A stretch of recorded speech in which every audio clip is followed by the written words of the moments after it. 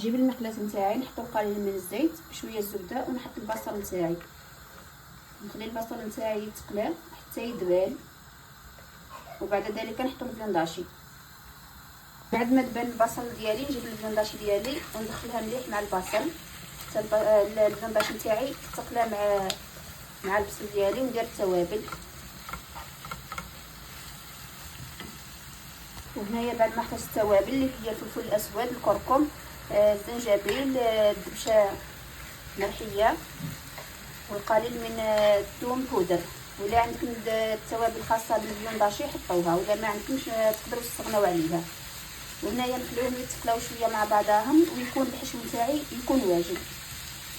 حبه بيض، كاس حليب يكون دافي، 2 مغارف ولا 3 مغارف كبار زيت المائده ولا زيت الزيتون عادي، انا نحب ندير بزيت الزيتون،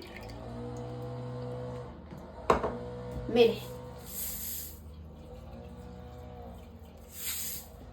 نخلط المكونات.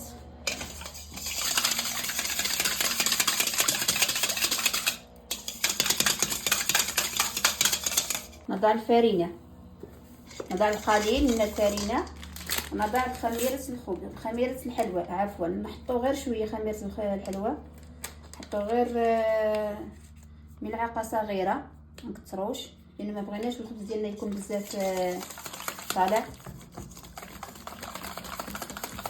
نخلطهم مليح ومن بعد نلم كامل بالفرينه حتى تدير لنا عجينه تكون متماسكه، ما تكونش يابسه بزاف وما تكونش طريه بزاف، تكون نورمال تلصق في اليد.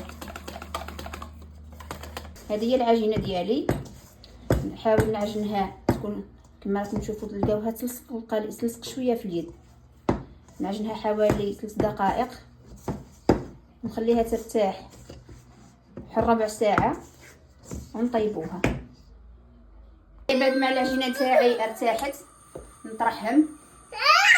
انا درتهم شويه صغار، ممكن تقدروا ديروهم كبار، انا درتهم شويه صغار. نطرحوها عادي، نحطوا الحشو ديالنا، نحطوا الفرماج ونحطوا المقلاة نتاعي تسخن، وفي نفس الوقت نطيبوهم. وبعد ذلك ما ديروش العجينه تاعكم خشينه، ديروها رقيقه ومن بعد نبلعوها كما لي سوفلي، يكون الشكل ديالهم كما لي سوفلي. وحاولوا تضغطوا هنايا باش يخرج الهواء اللي لداخل.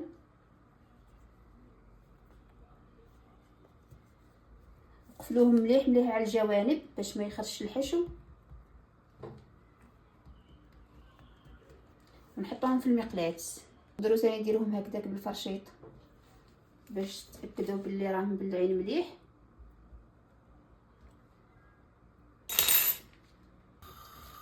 انا عندي الطاجين، المقلاة نتاعي صغيره لهذا درتهم في الطاجين، ولكن نتوما تقدروا ديروهم في الطاجين ولا المقلاة. اللي عندكم المقلاة كبيره ديروهم في المقلاة.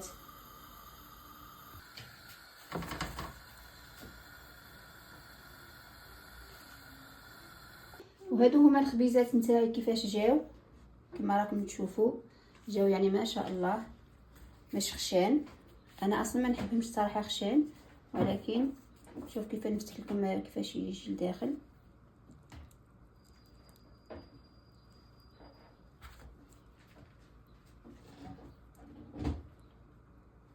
تقدروا ديروهم مع لاصوب ولا مع شوربه فريك ولا مع الدويده. ان شاء الله تنال اعجابكم في فيديو اخر ان شاء الله.